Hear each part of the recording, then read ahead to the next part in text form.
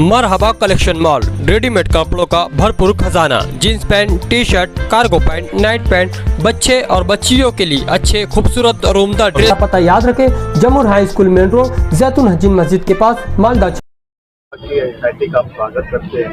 जो दाखिले रद्द किए गए, हमारे पास डॉक्यूमेंट है, हम फिर मतलब दफ्तरों में जाएंगे, वापस से अपनी एप्लीकेशन करेंगे। हमारे पास डॉक्यूमेंट नहीं, हमारा अधिकार है, हम मांगते रहेंगे, ये कहा साहब। और एक बात उन्होंने बोले यार, इनके बोलने से चंदा पहले से ज्यादा हुआ, चंदा ऐसा बोले हो।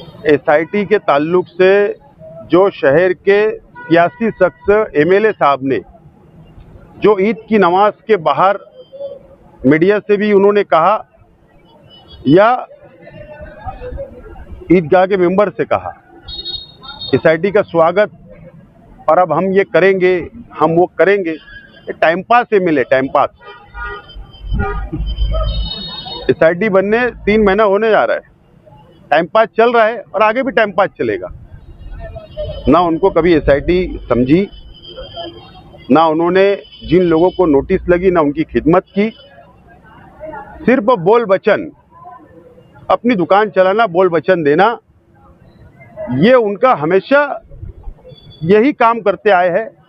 और वही बात है, सरकार की चापलूसी करना, SIT का स्वागत करना, इस्तेकबाल करना, ये चापलूसी है सरकार की।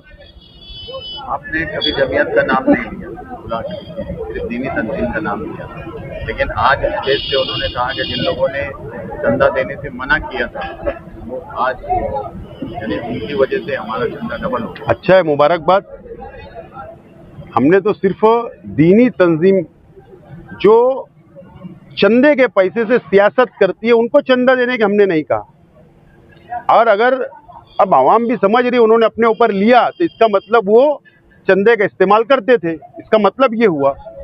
बहरहाल अगर ज़्यादा चंदा हुआ है, सिर्फ एक गुजारिश है, आवाम के सामने फिगर लेके आ जाओ और वो पैसा तुम साल भर कौन से अकाउंट में रखने वाले हो, या किसके मकान के अंदर वो रहने वाला है, या कोई ऑफिस की तिजोरी में रहने वाला है क्या, ये भी आवाम को बता दे तो फिर मैं एक मर्तबा उनका इस्तेकबाल करूंगा। अगर ये बता दिए तो पैसा कहाँ रखे जाने वाला है, चंदे का। आवाम ने अपनी हलाल कमाई का जो चंदा दिया है, जो आवाम की ये बैतुल माल है, बैतुल माल का पैसा कहाँ रखा जाने वाला है साल भर। बैंक अकाउंट, तो उसका अकाउंट नंबर जाहिर करो, बैंक का नाम जाहिर करो, या आप ये बता दो कि ऑफिस के अंदर हमारे पास एक लॉकर है, वो चाबी ये फला के पास रहेंगी। अगर वो तकवा परहेजगार आदमी होंगे तो मैं भी यकीन करूंगा, शहर भी यकीन करेगा। या किसी के घर में रहेगा क्या, या उससे कोई ज़मीन खरीद कर उसको बढ़ाने की कोई अच्छा लाइमल उन्होंने तैयार किया होगा। तो तमाम ही बातें आवाम के सामने अब आना चाहिए। उन्होंने एक तालीम माफिया का मतलब पहली मरतबा मतलब तालीम माफिया के खिलाफ कुछ कहा, टीचरों के साथ इस्तेसाल होता है उस पर भी कहा, और जिस तरीके से तालीम माफिया सरकार का भी लूट कर रही है और शहर की आवाम का भी लूट कर रही है, इस पर भी उन्होंने कहा क्या। इससे पहले भी लेटर दिया गया था, बस उम्मीद यही है कि अब तोड़ी नहीं कर लेना, चलते चलते यहाँ दम दे देने का, बाद में तोड़ी करना। तोड़ी नहीं होना चाहिए, ईमानदाराना अगर है और एक मिंबर से अगर बोला गया है, ईद की नमाज ईदगाह से अगर बोला गया है, मिंबर से बोला गया है, तो कम से कम उसका लिहाज रखना मिंबर का, तोड़ी नहीं होना चाहिए। लगता है पूरा जो बयान हुआ था आज का, तो आप उसको किस नज़र से देख रहे हैं? क्या वो बयान दीनी था या सियासी था? आप क्या देखो, ऐसा है, मैं ऐसा मानता हूं कि मालेगांव शहर की आवाम शहर की सबसे बड़ी ईदगाह के ऊपर आज से नहीं कई बरसों से जाती है। वक्त वक्त के इमाम बदले, वक्त वक्त के इमाम जिन्होंने इमामत की, उन्होंने दीन इस्लाही बात की, लेकिन जब से हमारे शहर के MLA वहाँ के इमाम है, वो जब से 90% बात वो सियासी करते हैं और प्रशासन को बताते हैं कि देखो मैं ऐसा बोलूँगा, और उसका आड़ में सिर्फ प्रशासन को दबाव बनाने की कोशिश करते हैं। अगर इतना बड़े मजमे के अंदर बड़े मजमा अगर सामने होता है तो जाहिर सी बात है इस्लाही बात बोलना चाहिए, समाज के अंदर क्या बुराइयां पनप रही है उस पर बोलना चाहिए, समाज को आइंदा साल के लिए क्या लाए, एक मैसेज देना चाहिए कि हमारे बच्चों की ये तरबियत होना चाहिए। एक इस्लाही अगर वहाँ से अगर बात होती तो मैं समझता हूँ शहर को फायदा मिल सकता था, लेकिन जो बात आज वहां पर की गई वो मीडिया के जरिए, प्रेस के जरिए भी की जा सकती थी, लेकिन उसका फायदा उठाया गया, ऐसा मुझे लगता है। वहाँ को उम्मीद थी कि वक्फ अमेंडमेंट बिल के ऊपर भी शायद वहाँ से कुछ कहा जाएगा, लेकिन कुछ नहीं कहा। वक्फ जो बिल आया है उसके ऊपर उनको समझेंगे तो बोलेंगे ना, बिल क्या है, क्या अमेंडमेंट होने वाला है, तो वो समझेंगे तो बोलेंगे ना। काली फीत भान लेना तो मैं भी भान के फोटो खिंचा सकता था, लेकिन नहीं, ना तो तुम डिबेट लगा लो, डिबेट बैठा लो, किसको कितना समझता है। बिल आया, पहले के बिल में क्या था, आज बिल जो आया वो कितना खतरनाक है।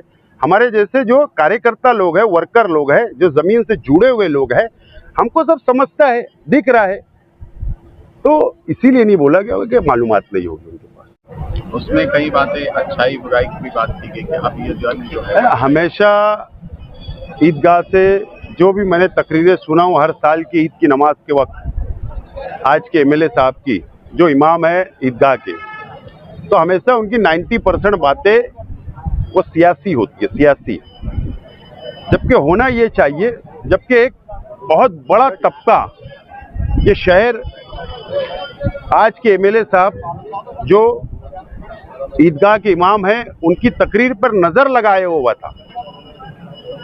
मैं सियासी बात कर रहा हूँ, मजहबी नहीं।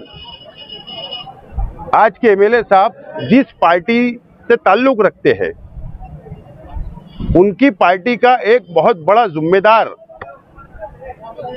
जो स्टेट से तकरीरें किया करता था अच्छाई और बुराई की, और रमजान महीने के अंदर, मुबारक महीने के अंदर एक ऑडियो वायरल होती है, और वो ऑडियो के अंदर वो एक ऐसा लगता है कि 16 या 17 साल की लड़की होगी, उससे वो ऐसी बातें कर रहा था कि वो मैं मेरी जबान से नहीं बोल सकता, और पूरे शहर ने सुना।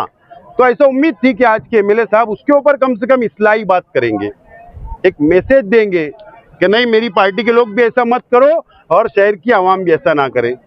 लेकिन ऐसी उम्मीद थी शहर को, लेकिन उन्होंने ऐसा कुछ इस्लाही बात नहीं की, सब सियासी बात की।